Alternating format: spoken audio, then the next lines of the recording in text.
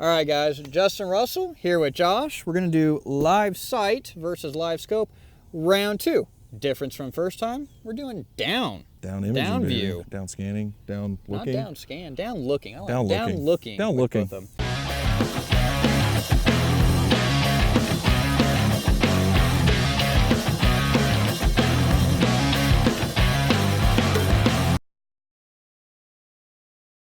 Yeah. Now, the first problem, I'll be honest, we ran into on the Lowrance LiveSight version is it wasn't so simple as like, oh, let me just direct this transducer to down. We actually had to take it off the shaft of the trolling motor. As we saw in our other video, we had it shaft mounted for forward looking, had to completely take everything off, remount the transducer to the bottom of the trolling motor, and then secondly, we had to go into the settings and make sure it was actually selected on the unit to allow us to know that we were looking down.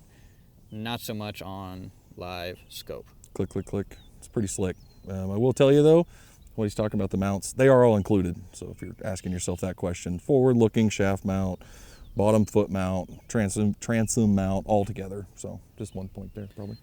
One thing I will say that we first noticed initially right on it, we're going to get some screen recording here in a second. Down is a lot more impressive, I would say, than forward looking is on the LiveSight from Lowrance.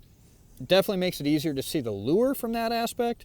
So for some of you guys out there that are vertical fishing, already have Lowrance, definitely worthwhile consideration instead of having to go with another product, LiveScope. Might be rad for you walleye fellas up north there. All right, guys, so we're going to get some screen recording here, let you be the judge. We're going to get up here, we can get out of the breeze a little bit, get over a little bit of brush, a little bit of grass, and see what we got going on here. See you on the other side. So. All right, on both the screens, you're definitely seeing, I'm seeing a lot more fish on both screens. Yours is definitely picking up the clutter. Again, muddy El Dorado, the lake's still, I think, 6 feet high, so instead of being 7.5 feet, we're 6 feet high. So mine's a little bit more clear, I'm noticing. Right. I should say mine. LiveSight's a little bit more clear, I'm noticing. I am on custom. Let's see what happens when we change that to auto. You're gonna set everything to auto med? Yeah, auto. And I'm really interested to see here because when everything's on auto on LiveSight, we didn't have the issues with the depth jumping around like we did on the distance. Wow, there's some fish and stuff moving in there. Yeah. One thing we'll talk about on the LiveScope, as you can see in the top right-hand corner there, and we talked about that in the last video, let's see, the on the water setup video, and we can put a link to that. They have this feature where it shows the boat in the top right corner. When we see it in forward looking, it looks like a flashlight beam coming off the bow of the boat. In the down, you see it as a bar, and that's the actual area you are seeing underneath the boat and out in front and behind. So it's something to keep in mind to get that orientation. Also showing there, you know, talk about that on the Lowrance. As far as your imaging showing where your orientation is? Orientation right now is going to be directly down. Keep in mind with how the crystals are aligned in that path, that 40-degree cone, again, we're seeing more to the left and to the right of the boat. Not going to see as much forward and back as we are on LiveScope. Second thing I did notice here too, moving the trolling motor around, trying to hold ourselves in position, the LiveScope's going to readjust a lot more because again, a little bit narrower of a cone versus what we got. We also are mounted to the side shaft of the trolling motor versus directly down. If we were mounted directly down, just like we were on the LiveSight, you wouldn't notice as much movement when I'm moving the head of the trolling motor to keep us in place here.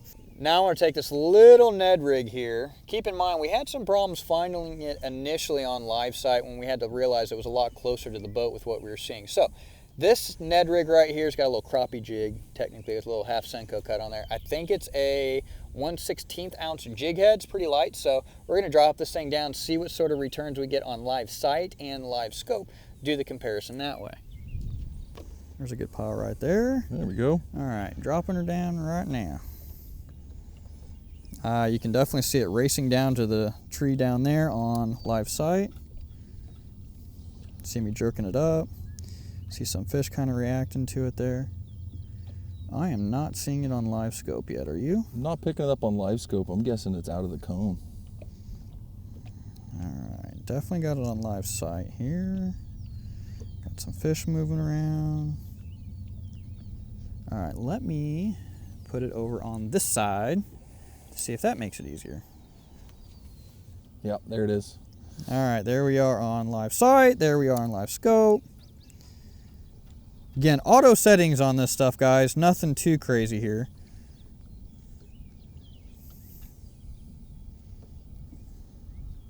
Seeing it all in yours? Not much. Dropping down again. Boom, coming in on LiveSight. Not seen on LiveScope.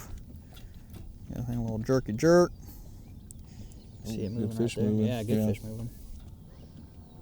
You can see me up, down, up, down, up, down, up, down, up, down, up, down.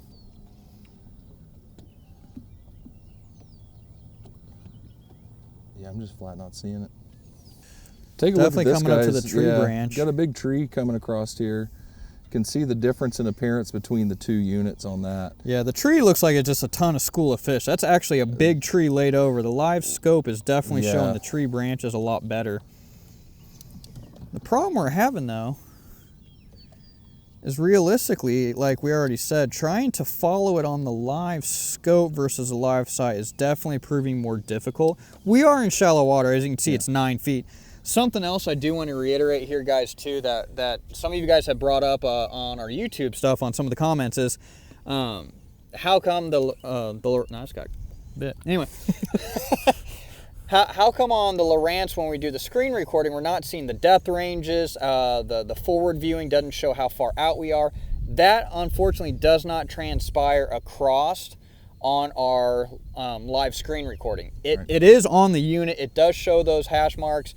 The LiveScope does do that on live screen recording, so we're just trying to have the better videos of that, but it does have it, just to state that. So, so on the difference between the two on, again, downward looking. So the first comparison video we did was forward looking. All forward. This one's down. I think the cone angle on this helps see more in a good way on the Lowrance LiveSight.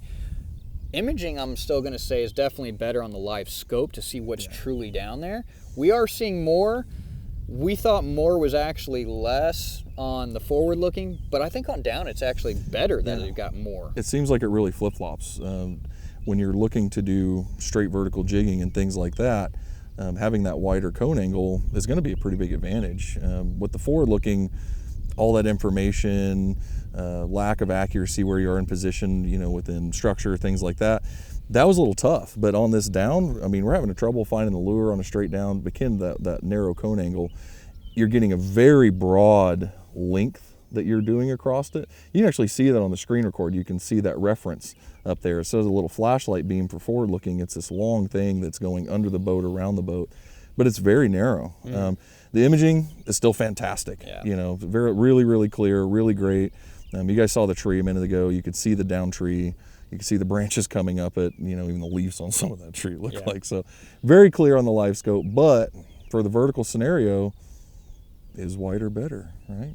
Those little Pontiac commercials, a whole lot of oola, right? Anyway, guys, round two, a little bit tougher comparison. I'm going to say there is a winner. I'm not going to say which one. We'll let you guys choose that for yourself. I think it was more clear easily on this one, which one the winner was versus the last comparison video we did. So, I'll be honest, not what I was really expecting on this video comparison. So this, not only is it helpful for you guys, it's actually helpful for us to learn as well too. So keep in mind, guys, comparison video number 2, Lowrance LiveSight versus Garmin LiveScope. Down view. And after this video, if you guys enjoyed all this stuff, so much information about these two graphs, but I know what you're telling yourselves. Those hats are badass. Go check out a link in the description for our friends at EliteAnglr. See you next time. Love you, Big Al.